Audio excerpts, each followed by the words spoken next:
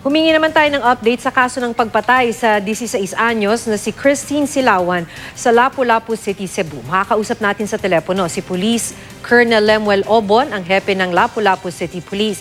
Magandang hapon po, Colonel Obon. Magandang hapon po sa iyo, Ma'am Paki, at sa yung mga nanonood sa programa. Sir, so sa pag-update po namin, may reports po raw na nawawala rin daw yung internal organs ng dalagita. Totoo ba yan, sir? Wala pong ganun. Intact po yung kanyang abdomen. Ang nawala lang po yung skin ng mukha niya. Siguro yung dila niya hanggang dito sa leeg dahil nga nilaslas po yun ng matalas na bagay. Ay, mabuti naman, sir. Pero nung nagsusuri na po kayo, sir, na-confirm po ba na nagahasa yung bata? Yun ang aming speculation. However, nang lumabas yung autopsy report, sinasabi po doon na walang recent laceration sa kanyang genitals. And dun So it's an indication na maaaring walang penetration nangyari or hindi siya naghahasa. so yun na po yung lumabas. Hindi ho Opo. siya naghahasa. As per sa autopsy.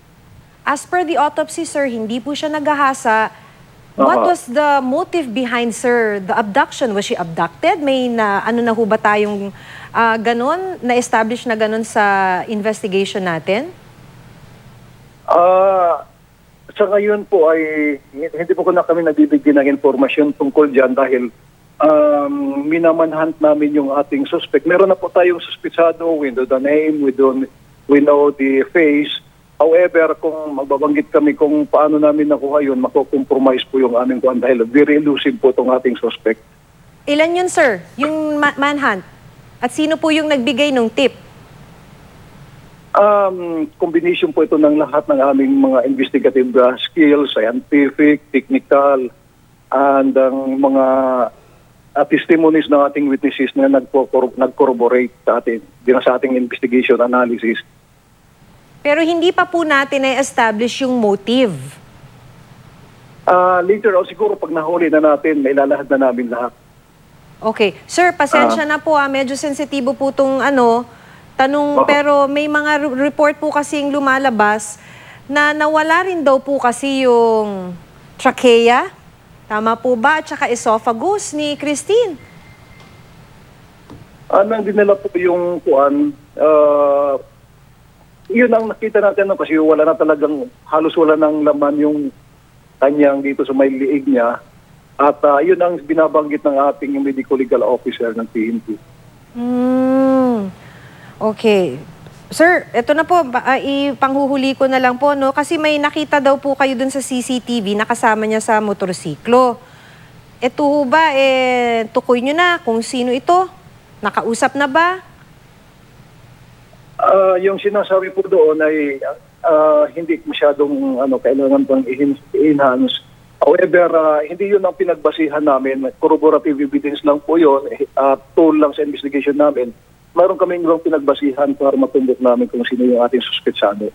Okay. Sir, panghuli na lang po. Kahapon po kasi dun sa report, ang na-report may kasama po siyang sakristan, if I'm not mistaken.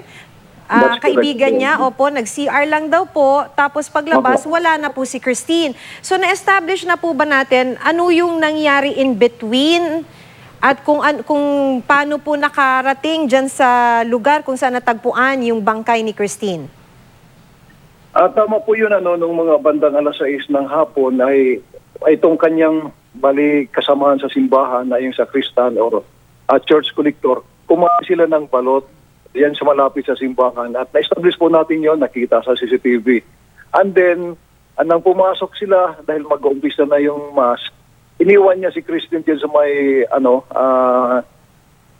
dyan sa may, pagpasok mo sa simbahan, mayroon dyan parang gruto.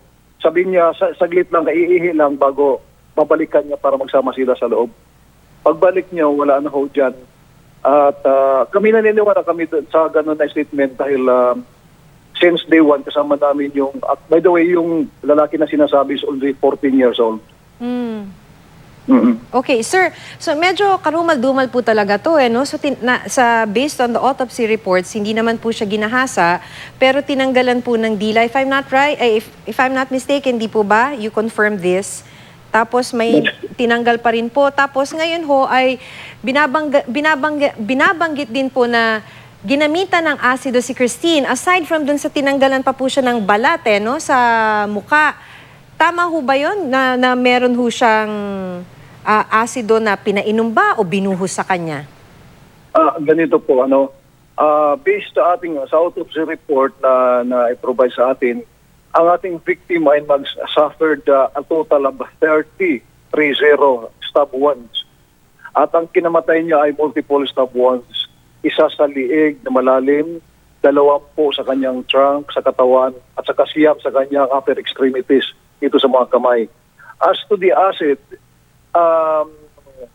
sa aming tingin doon, una-una, nakalapit talaga ako personally doon sa bangkay. Walang nag-emit na foul odor na indicative na may acid.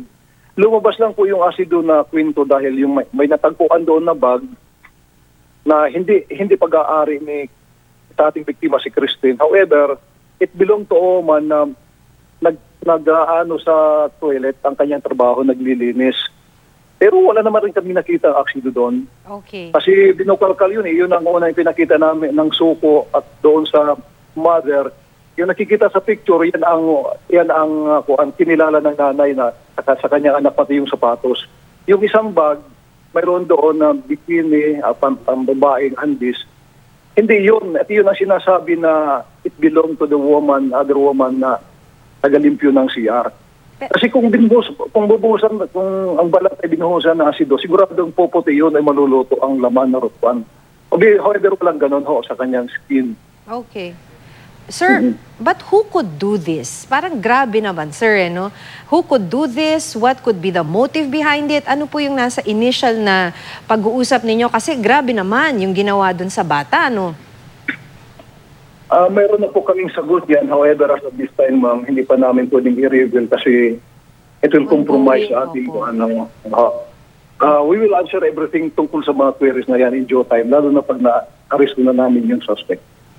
Ilan po yun? Sa ngayon, yung nasa manhunt? Ganito po. We are focusing on the primary suspect. If we'll be able to apprehend itong primary suspect namin, we are hopeful na the other two will be revealed through him.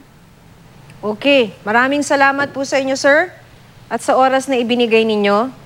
Wala ka naman po, ma'am. Ganda ka po sa lahat.